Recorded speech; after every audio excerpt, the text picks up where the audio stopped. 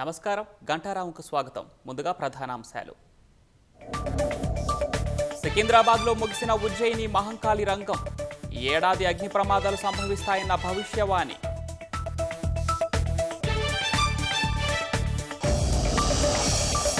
హైదరాబాద్ కల్తీ కల్లు ఘటనలో 9కి చేరిన మృతుల సంఖ్య.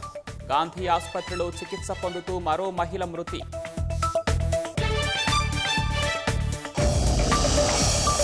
ఫోన్ ట్యాపింగ్ కేసులో మరోసారి సిట్ ముందుకు ప్రభాకర్ రావు. బాధితుల వాంగ్మూలం ఆధారంగా దర్యాప్తు.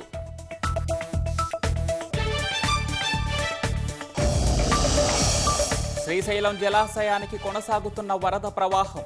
ఒక స్పిల్వే గేట్ ఎత్తి నాగార్జున సాగర్కు నీటి విడుదల.